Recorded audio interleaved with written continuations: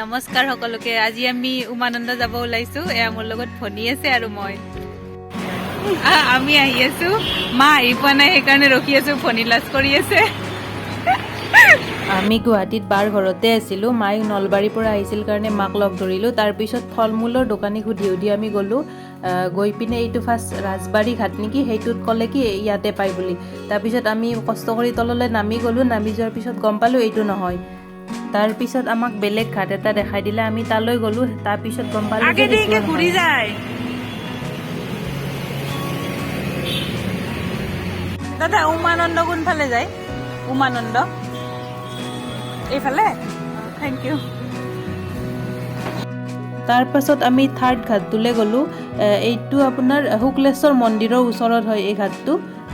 এইটো তাৰপিছত আমি তললৈ নামি গ'লোঁ ইয়াৰ পৰা যায় বুলি কওঁতে।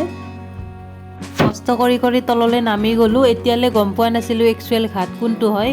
তাৰপিছত মায়ে ক'লে আৰু যিখন ৰখি আছে তাতে উঠি দিওঁ। তাৰপিছত সেনেকৈ আমি নামি নামি গৈ আছোঁ, কিন্তু গম পোৱা নাছিলোঁ আৰু এতিয়ালৈ একজেক্ট লোকেশ্যনটো। তাৰে পিছত ভাবিলোঁ এই দাদাজনকে সুধি দিওঁ ক'ত হয়। তাৰপিছত দাদাজনেও ক'লে জানি না। দাদা উমানন্দ কোনফালে যায়?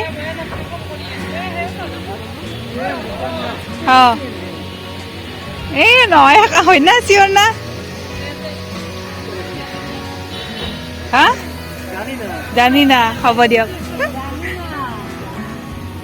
জানি না কোৱাৰ পিছতো আমি কনফিডেঞ্চত গৈ আছোঁ। লাষ্টত এজন ভাল মানুহ পালোঁ, যিয়ে আমাক লাচিত ঘাটৰ বিষয়ে ক'লে। হৈ থাকে দাদা, উমানন্দ যায় ন এইফালে? এইখনে যায়? Thank you. হয় নেকি? আগত ক'ত আছে? লাচিত ঘাট ক'ত? ফাইনেলি আমি একজেক্ট ঘাটটো বিচাৰি পালোঁ। তাৰে পিছত লাচিত ঘাট বিচাৰি থাকোঁতে আমাক পালে ধুমুহা। তাৰপিছত আমি য'ত ব্ৰিজ বনাই তাতে ৰখি দিলোঁ আৰু বৰষুণ দিলোঁ আৰু ঘূৰিয়ে থাকিম আজি। আমি কেইটা ঘাট ঘূৰিলোঁ? তিনিটা ঘাট, তিনিটা চাৰিটা ঘাট ক্ৰছ কৰি কৰি আমি আহি আছোঁ। এতিয়া লাচিত ঘাট বুলি কয়, তাত যাম। এই আমাৰ আৰু ভণ্টি খোজকাঢ়ি আহি আছে। 1 ঘণ্টামান খোজে কাঢ়িলোঁ প্ৰায়। এতিয়া লাচিত ঘাট যাম আৰু চাওঁ তাতে কি হয়। আচলকৈ উমানন্দ যাব পাৰোঁ নে নাই, চবেই মিছা কথা কৈ থাকে ইয়াতে।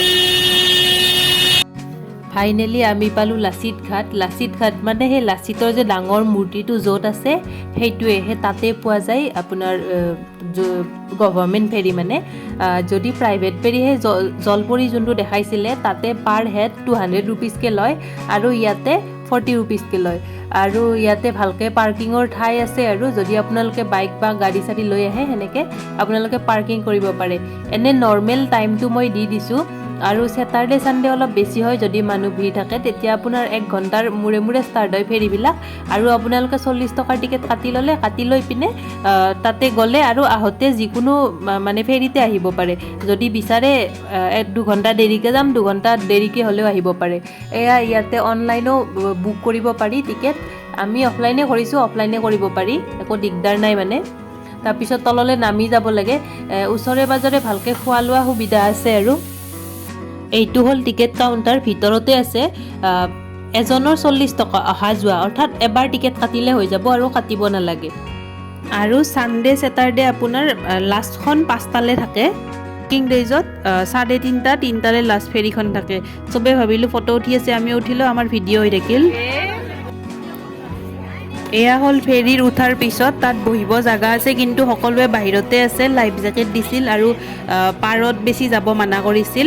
আমি লাইফ জেকেট লোৱা নাই, সকলোৱে লোৱা নাই। এয়া 15 মিনিটমান যোৱাৰ পিছত আমি পালোঁ উমানন্দ। উমানন্দ হ'ল এটা দ্বীপ। সাধাৰণতে দ্বীপ আপোনাৰ নদীৰ মাজত থাকে, সাগৰৰ মাজত থাকে। আৰু উমানন্দটো হ'ল বিশ্বৰ আটাইতকৈ সৰু মানুহ বা জীৱ জন্তু থকা দ্বীপ।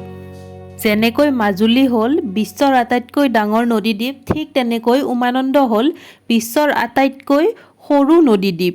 ব্ৰিটিছ শাসনৰ দিনত এই সৰু নদীদ্বীপটোক পিকক আইলেণ্ড বুলি কোৱা হৈছিল, কাৰণ ইয়াৰ আকৃতিটো দেখিব ময়ূৰৰ দৰে, সেইকাৰণে পিকক আইলেণ্ড বুলি কৈছিল।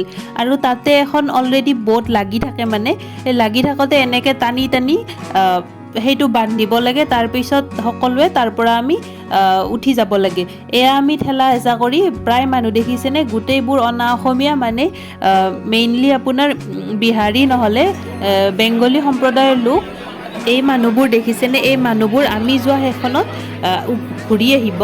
আমি তাৰপিছত এনেকৈ ঠেলা হেঁচা কৰি ওপৰলৈ উঠি গ'লোঁ। উঠি যাই কেইটামান চিৰি আছে, সেই চিৰিকেইটা উঠি যাব লাগিব। উঠি যোৱাৰ পিছত আমি এটা ঠাই পাম য'ত চেণ্ডেল খুলিব পাৰি। এইটোৱে ঠাই, ইয়াতে চেণ্ডেল খুলি আপোনালোকে প্ৰসাদ কিনিব পাৰে, ফুল ধূপ সেইবিলাক কিনিব পাৰে। এই মন্দিৰটো ওপৰলৈ যায়, এইটো হ'ল ওপৰলৈ যোৱা চিৰি। এয়া মা ওপৰলৈ উঠি গৈ আছে, তাত মানে বহুত লাইন হয়। যদি আপোনালোকে পাৰে ৰাতিপুৱা 9:30-9টাৰ আগত যাব পাৰিলে ভাল, তেতিয়াহ'লে ভালকৈ পূজা দিব পাৰি। ইমান লাইন আছে আৰু তাতে দেখিব ইমান শান্তি, গোটেইবিলাক সেউজীয়া সেউজীয়া গছ। এইটো মন্দিৰৰ ভিতৰত, মানে মেইন মন্দিৰ নহয়, মেইন মন্দিৰৰ সেইটো লাইন, এইটো তাৰ বাহিৰত। যিহেতু আমি দেৰিকৈ গৈছিলোঁ, 2:30 বাজি গৈছিল, সেইকাৰণে আমি মন্দিৰৰ ভিতৰত নোসোমালোঁ আৰু সোমাবও নোৱাৰোঁ, ইমান দেৰি হৈ যাব। এইটো মন্দিৰৰ বাহিৰত মানে, সেই চিৰিৰে ওপৰে উঠি যোৱাৰ পিছত গোটেই সেউজীয়া সেউজীয়া, ইমান ধুনীয়া দেখিবলৈ। তাতে আপোনাৰ সেই গৰম পূৰা একো অনুভৱেই নহয় আৰু চাওকচোন, গোটেই সেউজীয়া সেউজীয়া। এইটো এটা শিৱ মন্দিৰ। যদি আপোনালোকে শিৱ ভক্ত নহয়, তেতিয়া বাহিৰৰ পৰা হ'লেও ঘূৰি আহিব পাৰিব, একো কথা নাই। মায়ে মোবাইলটো সদায় ফুল চাৰ্জ কৰি লয় আমাৰ ফটো উঠাবৰ কাৰণে। আৰু এয়া হ'ল মাৰ ফটোগ্ৰাফী, ভালে মাৰে ফটো বাৰু। এই দৰ্শন হৈ গ'ল, খালি আমি কৰিব নাপালোঁ, লাইনটো বহুত লম্বা আছিল। এতিয়াও লাইন লাগি আছে, এতিয়া আমি যাব ওলাইছোঁ আৰু। এই মন্দিৰৰ তলতে এটা হনুমান মন্দিৰ আছে। এয়া তাতে খোৱালেও ব্যৱস্থা আছে, পুৰি ঘুগনি সেনেকৈ এইবোৰ পায় আৰু। তললৈ নামি যাব লাগে হনুমান মন্দিৰটোলৈ। এইটো হ'ল হনুমান মন্দিৰ।